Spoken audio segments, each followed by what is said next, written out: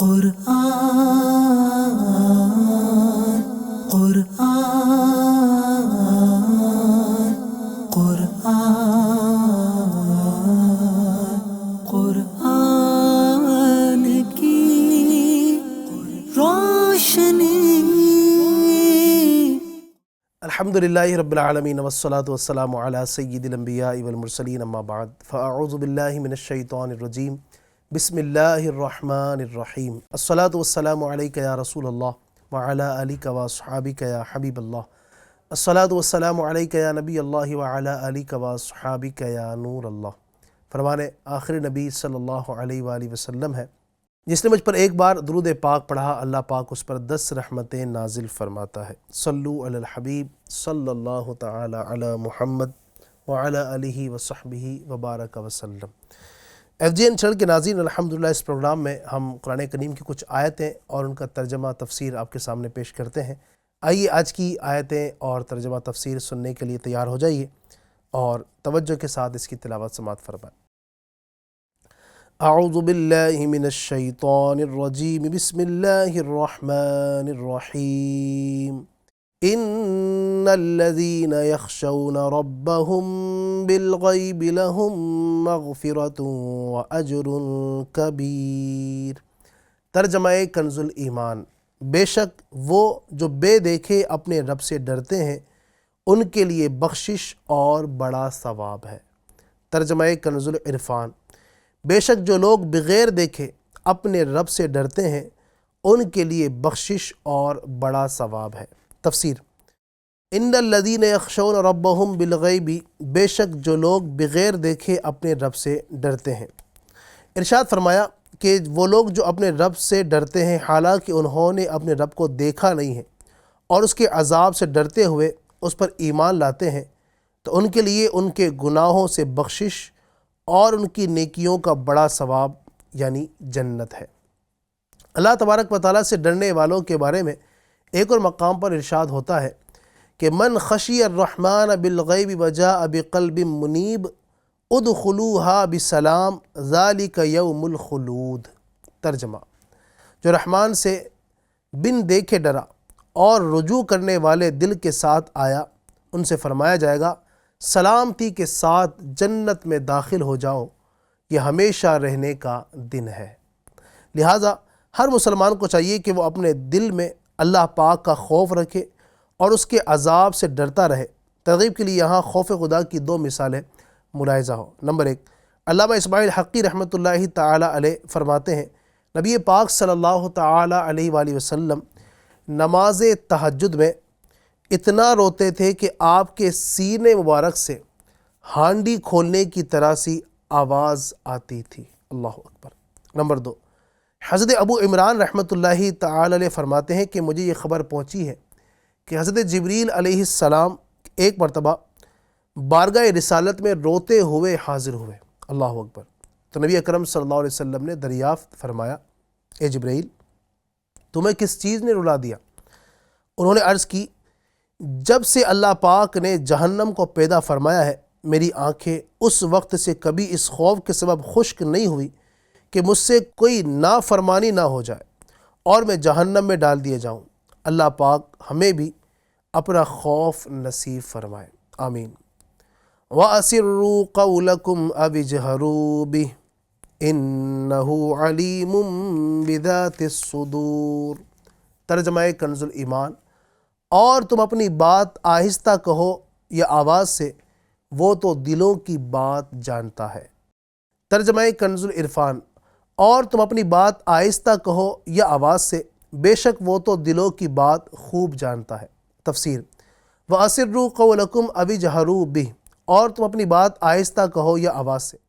شان نزول، حضرت عبداللہ ابن عباس رضی اللہ تعالیٰ عنہما فرماتے ہیں کہ منکرین جو ہے رسول اکرم صلی اللہ علیہ وسلم کے بارے میں اس طرح کی باتیں کرتے تھے اور حضرت جبریل علیہ السلام ان کی گفتگو رسول کریم صلی اللہ علیہ وسلم تک پہنچا دیتے۔ اس پر ان لوگوں نے آپس میں کہا کہ چپکے چپکے بات کیا کرو تاکہ محمد صلی اللہ علیہ وسلم کا خدا سن نہ پائے۔ اس پر یہ آیت کریمہ نازل ہوئی اور انہیں بتایا گیا کہ تمہاری یہ کوشش فضول ہے کہ اللہ پاک کی شان تو یہ ہے کہ وہ دل کی بات کو زبان پر آنے سے پہلے ہی جانتا ہے تو وہ تمہاری زبانوں سے کی ہوئی گفتگو کو کیسے نہیں جان سکتا۔ اللہ تبارک و تعالیٰ کی شان تو بہت ہی بلند ہے۔ اس کے محبوب بندے حضرت سلیمان علیہ السلام کا یہ حال تھا کہ انہوں نے 3 میل سے چیونٹی کی آواز سن لی تھی۔ سبحان اللہ۔ الا یعلم من خلق وهو اللطیف الخبیر۔ ترجمہ کنز الایمان، کیا وہ نہ جانے جس نے پیدا کیا اور وہی ہے ہر باری کی جانتا خبردار۔ ترجمہ کنز العرفان، کیا جس نے پیدا کیا وہ نہیں جانتا حالانکہ وہی ہر باریکی کو جاننے والا بڑا خبردار ہے۔ تفسیر، الا یعلم من خلق، کیا جس نے پیدا کیا وہ نہیں جانتا۔ اس سے پہلی آیت میں کیے گئے دعوے کی یہ دلیل دیتے ہوئے ارشاد فرمایا کہ جس رب تبارک و تعالیٰ نے اپنی کامل حکمت سے تمام اشیاء کو وجود بخشا ہے، انہی چیزوں میں تمہاری آہستہ یا بلند آواز سے کی گئی گفتگو بھی شامل ہے، تو کیا اسے تمہاری باتوں کا علم نہ ہوگا؟ حالانکہ اس کی شان تو یہ ہے کہ وہ ہر چیز کی باریکی کو جاننے والا ہے، حتیٰ کہ وہ اندھیری رات میں ٹھوس پتھر پر چلنے والی سیاہ چیونٹی کے نشانات کو بھی دیکھتا ہے اور وہ تمام باطنی چیزوں پر خبردار ہے۔ هو الذي جعل لكم الأرض ذلولا فامشوا في مناكبها وكلوا من رزقه وإليه النشور۔ ترجمہ کنز الایمان، وہی ہے جس نے تمہارے لیے زمین رام کر دی تو اس کے رستوں میں چلو اور اللہ کی روزی میں سے کھاؤ اور اسی کی طرف اٹھنا ہے۔ ترجمہ کنز العرفان، وہی ہے جس نے تمہارے لیے زمین کو تابع کر دیا تو تم اس کے راستوں میں چلو اور اللہ کی روزی میں سے کھاؤ اور اسی کی طرف اٹھنا ہے۔ هو الذی جعل لکم الارض ذلولا، وہی ہے جس نے تمہارے لیے زمین کو تابع کر دیا۔ اس آیت میں اللہ تبارک و تعالی نے وہ نعمتیں بیان فرمائی جو اس نے اپنی مخلوق کو عطا فرمائی ہے تاکہ وہ اس کی نعمت کو پہچان کر اس کا شکر ادا کریں اور اللہ تبارک و تعالیٰ کی وحدانیت کا اقرار کریں۔ چنانچہ اس آیت کا خلاصہ یہ ہے کہ اللہ پاک وہی ہے جس نے زمین کو مناسب طور پر نرم فرما کر تمہارے تابع کر دیا تاکہ تمہارے لیے اس میں کنویں کھودنا، چشمے جاری کرنا، نہریں بنانا، مکانات اور عمارتیں تعمیر کرنا، کھیتی باڑی اور باغبانی کرنا ممکن ہو جائے، ورنہ اگر وہ زمین کو ٹھوس پتھر کی طرح بنا دیتا یا لوہا، سونا، پیتل وغیرہ کسی دھات کی بنا دیتا تو گرمیوں میں زمین انتہائی گرم ہو جاتی اور سردیوں میں انتہائی ٹھنڈی۔ اس طرح زمین پر چلنا دشوار ہو جاتا، اور اگر پانی کی طرح نرم بنا دیتا تو کوئی چیز اس پر ٹھہر نہ سکتی اور یوں زمین پر زندگی گزارنا دشوار ہو جاتا۔ یہ اللہ تبارک و تعالیٰ کا بہت بڑا احسان ہے کہ اس نے زمین کو ایسا بنایا ہے کہ اس سے نفع حاصل کیا جا سکے، تو تم اس کے راستوں پر چلو اور اللہ پاک کی روزی میں سے کھاؤ جو اس نے تمہارے لیے پیدا فرمائی ہے، اور تمہیں قبروں سے جزا کے لیے اسی کی طرف اٹھنا ہے۔ اللہ تبارک و تعالی ہمیں آیات قرآنی کو سمجھنے کی توفیق عطا فرمائے، قرآن کریم کو سمجھ کر پڑھنے کی توفیق عطا فرمائے۔ فرمان مصطفیٰ صلی اللہ علیہ وسلم ہے، جس نے مجھ پر 10 مرتبہ صبح اور 10 مرتبہ شام درود پاک پڑھا اسے قیامت کے دن میری شفاعت ملے گی۔ صلو علی الحبیب صلی اللہ تعالی علی محمد صلی اللہ تعالی علیہ وآلہ وسلم۔ سن 5 ہجری کا واقعہ ہے۔ معرکہ بنی المصطلق سے واپسی کے وقت نبی پاک علیہ السلام اور صحابہ کرام اس قافلے میں شریک تھے، تو جب قافلہ مدینہ پاک کے قریب ایک جگہ پڑاؤ کے لیے رکا تو ام المومنین حضرت عائشہ صدیقہ رضی اللہ تعالی عنہا ضرورت کے لیے کسی گوشے یعنی کونے میں تشریف لے گئیں۔ وہاں آپ رضی اللہ تعالی عنہ کا ہار ٹوٹ گیا، اس کی تلاش میں مصروف ہو گئیں۔ ادھر قافلے نے کوچ کیا اور آپ رضی اللہ تعالی عنہ کا محمل شریف یعنی کجاوا اونٹ پر کس دیا، اور انہیں یہی خیال رہا کہ ام المومنین اس پردے والے کجاوے میں ہیں۔ قافلہ چل دیا۔ آپ رضی اللہ تعالیٰ عنہ آ کر قافلے کی جگہ بیٹھ گئیں، اور آپ رضی اللہ تعالیٰ عنہ نے خیال کیا کہ میری تلاش میں قافلہ ضرور واپس ہوگا۔ قافلے کے پیچھے گری پڑی چیز اٹھانے کے لیے ایک صاحب رہا کرتے تھے۔ اس موقع پر حضرت صفوان رضی اللہ تعالیٰ عنہ اس کام پر تھے، جب وہ آئے اور انہوں نے آپ رضی اللہ تعالیٰ عنہ کو دیکھا تو بلند آواز سے انا للہ و انا الیہ راجعون پکارا۔ حضرت عائشہ صدیقہ رضی اللہ تعالیٰ عنہ نے کپڑے سے پردہ کر لیا، انہوں نے اپنی اونٹنی بٹھائی، آپ رضی اللہ تعالیٰ عنہ اس پر سوار ہو کر لشکر میں پہنچی۔ اب منافقین نے جب یہ دیکھا تو منافقین سیاہ باطن نے اوہام فاسدہ یعنی فتنہ انگیز شکوک و شبہات پھیلائے اور آپ رضی اللہ تعالیٰ عنہ کی شان میں بدگوئی شروع کر دی۔ بعض مسلمان بھی ان کے فریب یعنی دھوکے میں آ گئے اور ان صاحبان کی زبان سے بھی کوئی کلمہ بے جا یعنی نامناسب جملہ سرزد ہوا۔ ام المومنین رضی اللہ تعالیٰ عنہ بیمار ہو گئیں اور 1 ماہ تک بیمار رہیں۔ اس زمانے میں انہیں اطلاع نہ ہوئی کہ ان کی نسبت منافقین کیا کیا بک رہے ہیں۔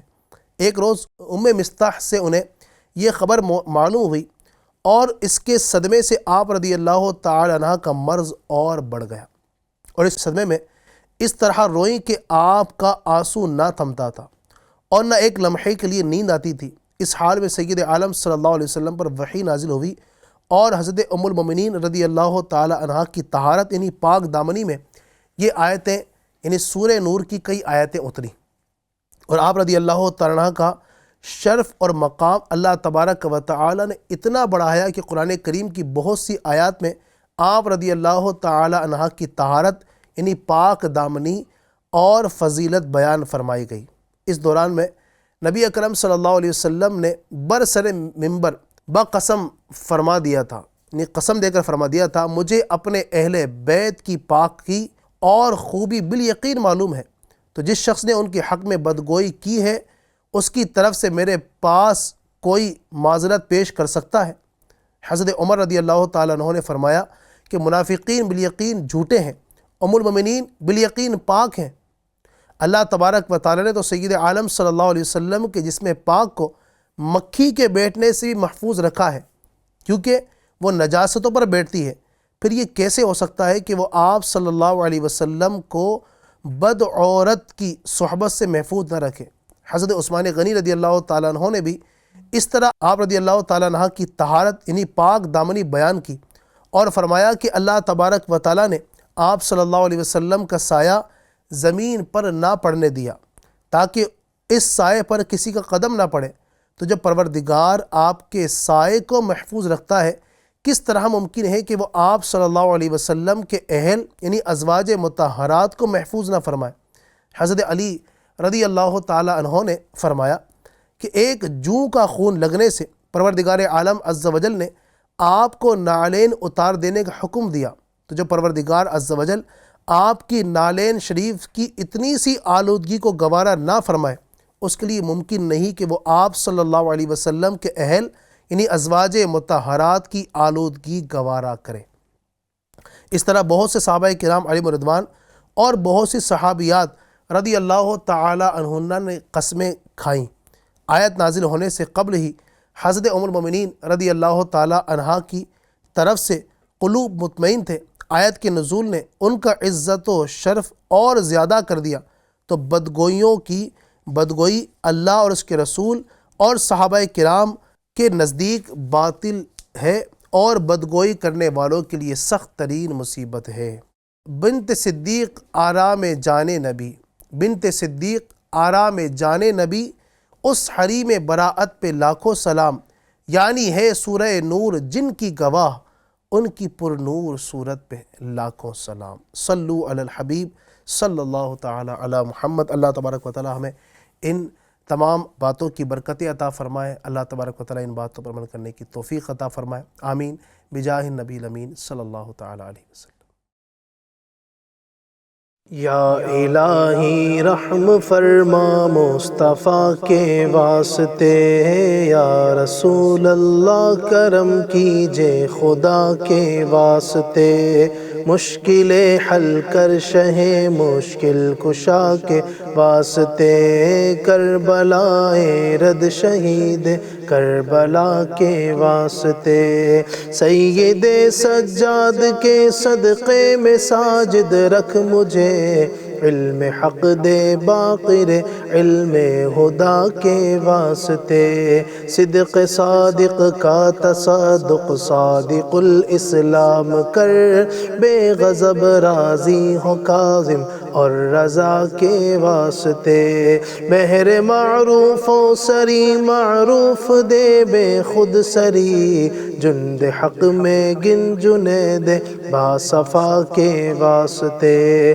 بہر شبلی شیر حق دنیا کے کتوں سے بچا، ایک کارک عبد واحد بیریا کے واسطے، بلفرح کا صدقہ کر غم کو فرح دے حسن و سعاد، بلحسن اور بو سعید سعد زا کے واسطے، قادری کر قادری رکھ قادریوں میں اٹھا، قدر عبد القادر قدرت نما کے واسطے، احسن اللہ لہم رزقا سے دے رزق حسن، بندہ رزاق تاج الاصفیاء کے واسطے، نصر بھی صالح کا صدقہ صالح و منصور، رکھ دے حیات دین محیے جا فضا کے واسطے، طور عرفان و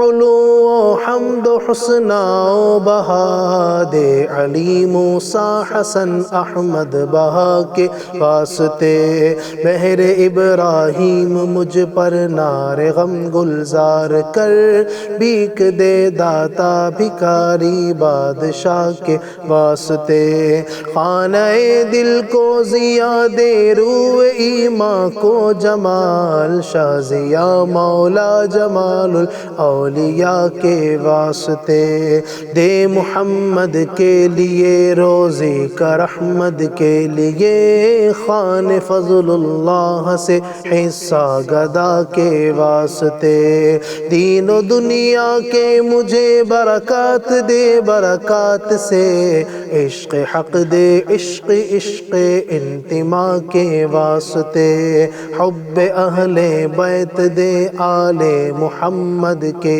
لیے، کر شہید عشق حمزہ پیشوا کے واسطے، دل کو اچھا تن کو ستھرا جان کو پر نور کر، اچھے پیارے شمس دی بدر العلا کے واسطے، دو جہاں میں خادم آل رسول اللہ کر، حضرت آل رسول مقتدی کے واسطے، کر عطا احمد رضائے احمد مرسل مجھے، میرے مولا حضرت احمد رضا کے واسطے، پرزیا کر میرا چہرہ حشر میں اے کبریا، شاہ ضیاء الدین پیر باصفا کے واسطے، احینا فی الدین والدنیا سلام بالسلام، قادری عبد السلام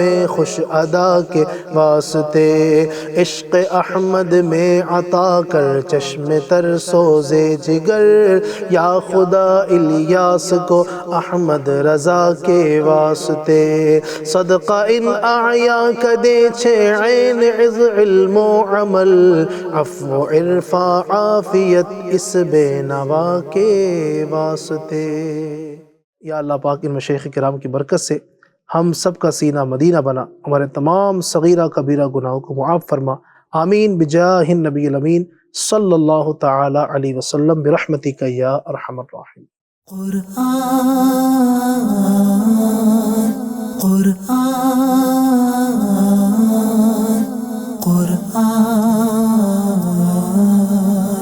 قرآن کی روشنی